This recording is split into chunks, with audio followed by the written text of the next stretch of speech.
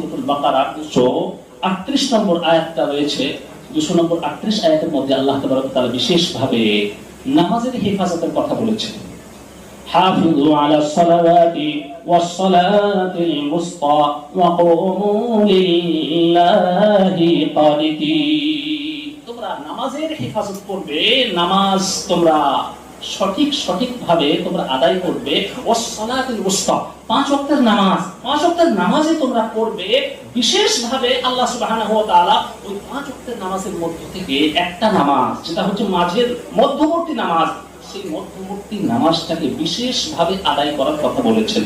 ওয়াস সালাতুল উসতা, ওয়াস সালাতুল উসতা, সালাতুল উসতা মানে হচ্ছে মধ্যবর্তী নামাজ।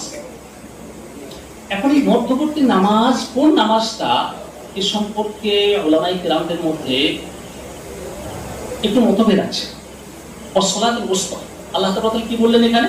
হাফিযু আলাস সালাওয়াতি ওয়াস সালাতিল উসতা, 5 ওয়াক্তের নামাজই তোমরা পড়বে, তবে বিশেষভাবে আল্লাহ তাআলা বলছেন, অ্যাটেনশন প্লিজ, বিশেষভাবে তোমরা কি করবে? ওয়াস সালাতিল উসতা, মধ্যবর্তী নামাজটাকে পড়বে। এখন মধ্যবর্তী নামাজ কোনটা? বেশিরভাগ উলামায়ে কেরামদের যেটা মত, হযরত আম্মাজান আয়েশা সিদ্দিকা রাদিয়াল্লাহু তাআলা আনহা, হযরত আব্দুল্লাহ ইবনে মাসউদ রাদিয়াল্লাহু তাআলা আনহু, হযরত আবু হুরায়রা রাদিয়াল্লাহু তাআলা আনহু, আর বিভিন্ন সাহাবায়ে কেরামগণ থেকে বর্ণিত আছে যে এখানে আল্লাহ তাআলা যেটা as-সালাতুল উসতা বলেছেন, তার মানে হচ্ছে আসরের নামাজ। কোন নামাজ? আসরের নামাজ। কেন? আসরের নামাজটা হচ্ছে মিডলের নামাজ। দেখেন, দিনের শুরুতে ফজর, যোহর এদিকে, আর ওদিকে রাত্রিবেলায় লাস্টের দিকে কি আছে? মাগরিব, ইশা আছে। ঠিক মাঝখানে পড়ছে কি? as-সালাতুল উসতা, as-সালাতুল আসর, আসরের নামাজ, তাই না? আসরের নামাজ, আসরের নামাজটা হচ্ছে as-সালাতুল উসতা। এটা বিশেষভাবে আল্লাহ তাআলা তাকিদ কেন করলেন?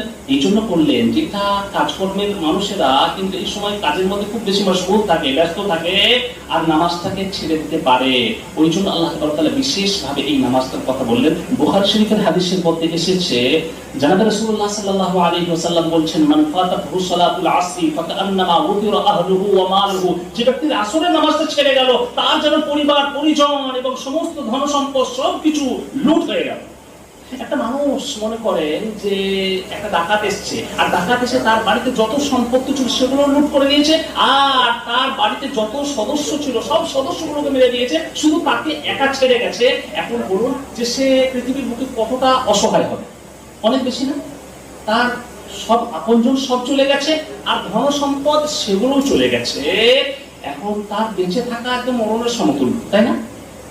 এখন আল্লাহ রাসূল সাল্লাল্লাহু আলাইহি ওয়াসাল্লাম বলছেন, যে ব্যক্তি আসরের নামাজটা ছেড়ে যায়, মান ফাতাতহু সালাতুল আসর ফাকান্নামা উদিয়া আহলুহু ওয়া মালুহু, তার যেন সম্পত্তি, পরিবার, পরিজন সবকিছুকে শেষ করে দেওয়া।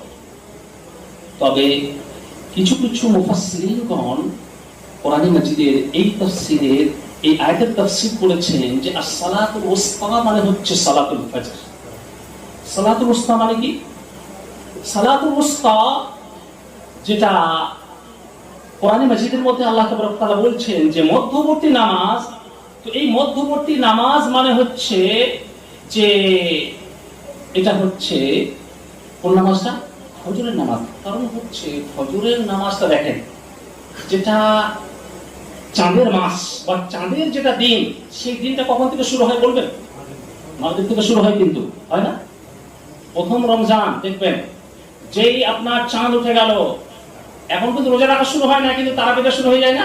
রাত্রিবেলা থেকে তারাবিটা শুরু হয়ে যায়, কারণ হচ্ছে প্রথম রাত্রি। আরবিতে হচ্ছে রাত্রিটা আগে, তারপরে হচ্ছে দিন। আর আমাদের ইংরেজি অনুযায়ী হচ্ছে রাত 12টা থেকে ওই দিকটা ধরা হয়, রাত 12টা থেকে ডেট চেঞ্জ হয়ে যাচ্ছে।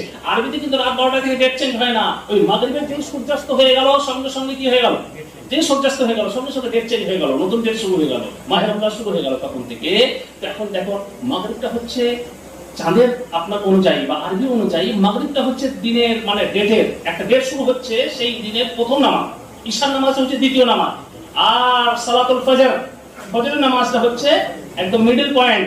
তারপরে যোহর, আসর, যে আসর হয়ে গেল তারপর আবার নতুন ডেট শুরু হয়ে গেল, ডেটটা চেঞ্জ হয়ে গেল। তো সুতরাং এইভাবে সালাতুল ফজরটা হচ্ছে দারমিয়ানি নামাজ, মধ্যবর্তী নামাজ, মিডল পয়েন্টের নামাজ। তো এই সালাতুল উসতার তাকিদ কেন করা হচ্ছে? ফজরের সময় মসজিদের কাতারে মুসল্লি বেশি হয় না কম হয়? একটু উত্তর দেবেন। কম হয়। ফজরের সময় মসজিদের মধ্যে, জুমার সময় মসজিদ ভর্তি ভর্তি, আবার জুমাটা আপনি বাদ দেন, 5 ওয়াক্ত নামাজের মধ্যে জোহর নামাজে বেশ মোটামুটি ভালোই হয়, আপনার আসর নামাজে মুসল্লি ভালোই হয়, মাগরিবেও মোটামুটি আলহামদুলিল্লাহ অনেক লোক হয়, ইশাতে অনেক লোক হয়, কিন্তু ফজরের নামাজে একদম পিওর মুসল্লিগুলো কিন্তু থাকবে। ঢিলা ঢালা যারা একটু দুর্বল, যাদের দুর্বল নামাজি, তারা কিন্তু ফজর নামাজে, ও বাবা অত ভোরে ওঠা যায়, ও অন্ধকার অন্ধকার বেলায় অত ভোরে ওঠা যাবে না, ও মোটামুটি 7টা 8টা না হলেও ঘুম ভাঙবে না।